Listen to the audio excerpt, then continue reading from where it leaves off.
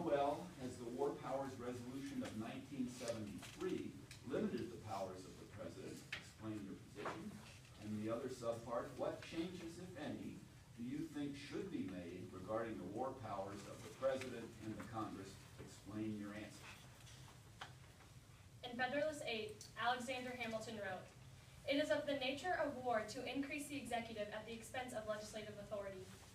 Fearing the creation of a tyrannical executive with the unlimited power to declare, fund, and engage in war like King George III, the framers intentionally split the powers of war between President and Congress. In Article 2, Section 2, the President is given the power of Commander-in-Chief in the Army and Navy, but has no authority to declare or fund wars, which is given to Congress in Article 1, Section 8. Ideally, this balance would check the power of the executive and allow the public to have a voice in matters of national security through their representatives.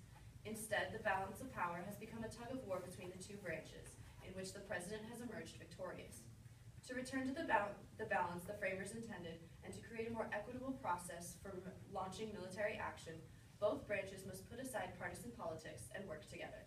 Though it may seem like the President has taken war powers by force, the expansion of his executive powers has been facilitated by Congress because they choose not to enforce their constitutional war powers. There have been over 125 times that the President has launched military action without the consent of Congress, and instead has sought the permission of Congress retroactively or taken the continued funding of the military as approval. Following the 9/11 attacks, President George W. Bush issued an executive order in pursuance of 112 of the IRS Code to designate the airspace above Afghanistan as a combat zone. In 2008, Vice President Dick Cheney claimed that the President doesn't have to check with anybody. He doesn't have to call the courts. He doesn't have to check with the Congress. He has that authority because of the nature of the world we live in. In an attempt to regain their power following the Gulf of Tonkin Resolution and the release of the Pentagon Papers, Congress passed the War Powers Resolution, which mandates that the President immediately inform Congress of military action and gain their approval within 60 days. However, the War Powers Resolution has failed to limit the President's ability to go to war because it lacks an enforcement mechanism. The term resolution expresses the collective opinion of the legislature rather than creating a binding law. President Gerald Ford have ignored the boundaries set by the resolution. In 2000, the Circuit Court of Appeals dismissed a case brought against President Bill Clinton that claimed his approval of military action in Yugoslavia violated the War Powers Resolution because there wasn't sufficient standing to uphold the case. To restore the balance between the executive and legislative powers, Congress must work with the President to ensure America's national security. In 2013, President Barack Obama chose to seek congressional approval using the rules set by the War Powers Resolution before launching airstrikes in Syria. In December of 2015, President Obama responded to the terrorist attacks in France and advised Congress to continue funding military action against ISIL to demonstrate that the American people are united and committed to this fight. President Obama is attempting to change this hyper-partisan relationship and receive Congress's consent for waging war against ISIL, but he faces a Congress that is reluctant to act and paralyzed by gridlock. Congress should also pass the War Powers Consultation Act of 2014, which was introduced by Virginia Senator Tim Kaine. The bill repeals the War Powers Resolution and establishes a joint congressional consultation committee. The President is required to consult regularly with the committee regarding significant matters of foreign policy and before any significant armed conflict. If Congress has not authorized the use of military force within 30 days, the committee would introduce a resolution for the approval of the use of force that Congress must either approve or disapprove. This would place equal responsibility on Congress and the President to approve military action and restore the balance the framers intended, even in the absence of a declaration of war. Thank you. Well, I guess I'll ask the first question. Let's see. Under what conditions, if any, do you think it is justifiable for the United States to enter into armed conflict with other nations?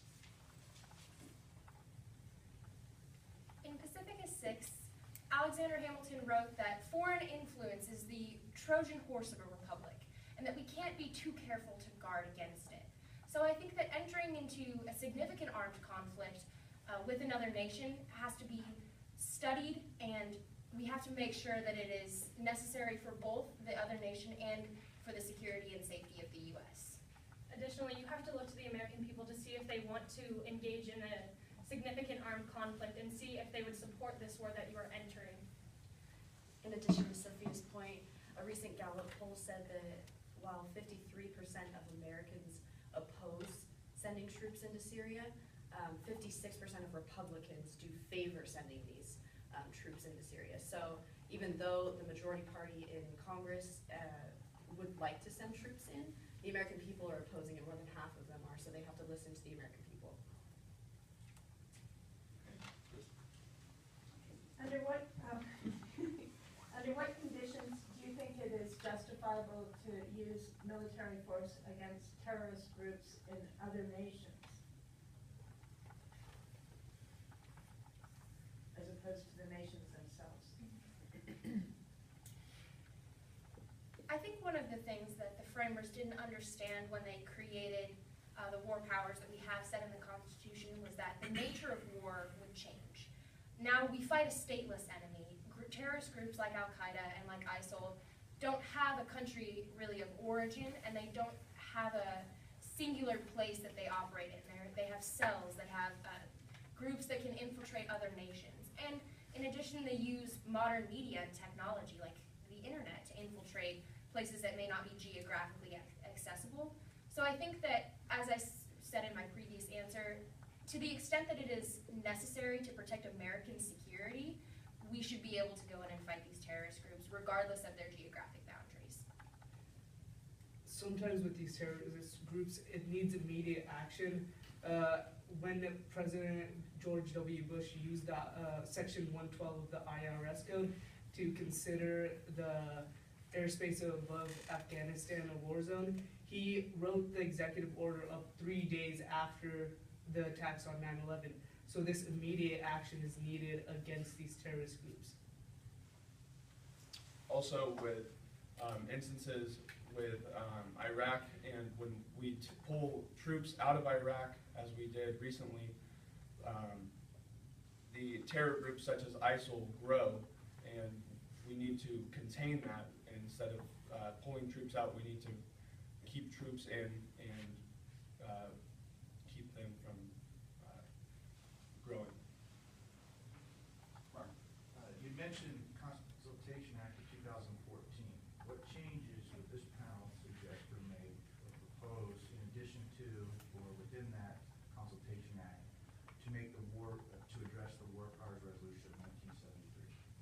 Well, it is an act instead of a resolution, so it would have the weight of law behind it. So it would have to be followed instead of only being used twice by George H.W. Bush and then by President Barack Obama. It would have to be followed every single time.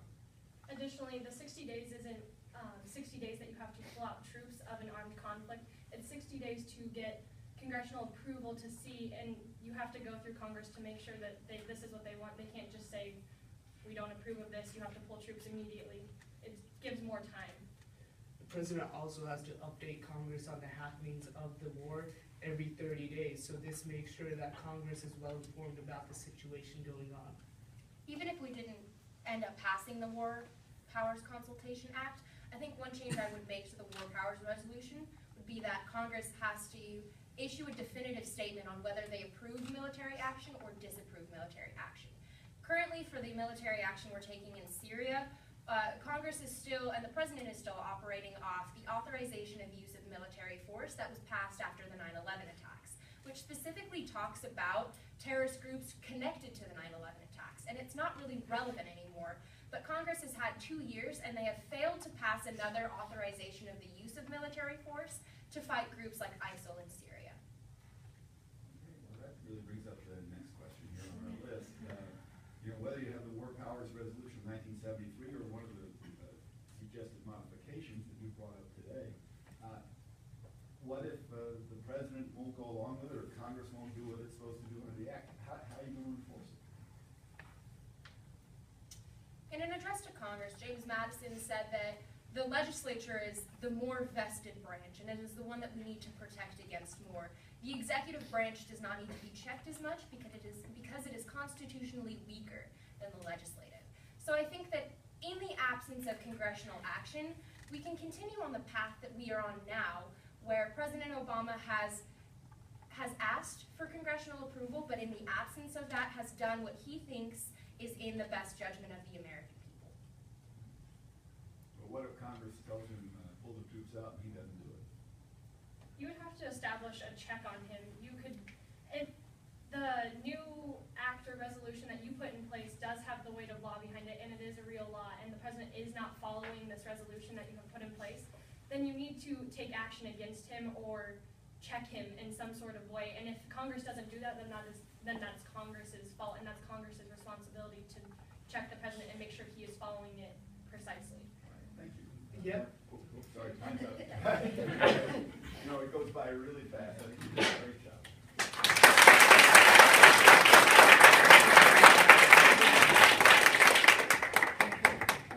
So now it falls to us to make a few comments, and I have to say,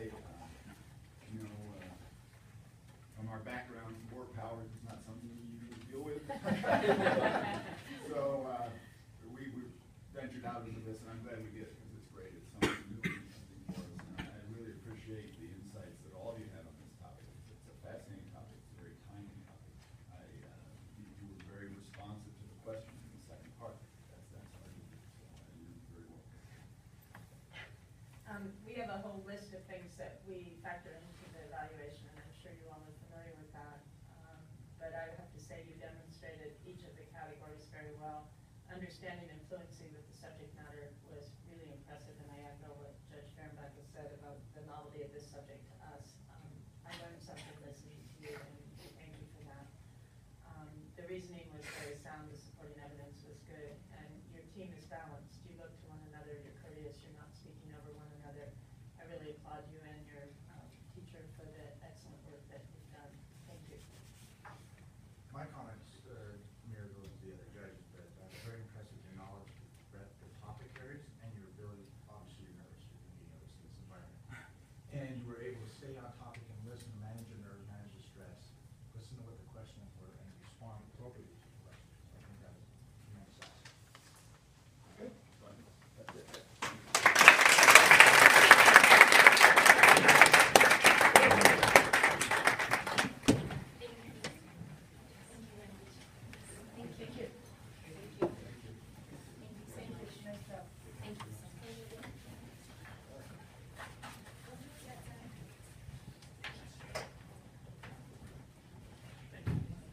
How are you? Nice to see you.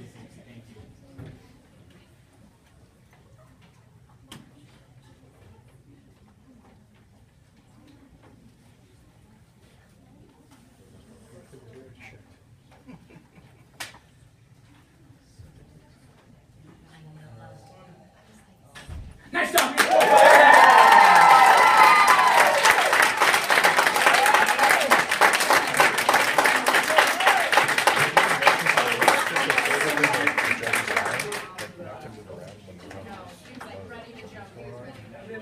Because for me, it was just like just being up there at the door. Imagine if the judges are there and they're seeing people just jamming around, moving around, shaking their, like waving their arms around and stuff. So just try to let them know, like, hey, when it's in session, just sit down and stay where you're at.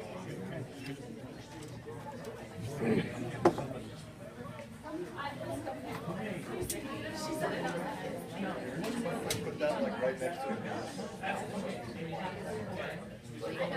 Distracting, stepping up and back and forth and stuff. What do you think, Avery? Oh, he can't leave again.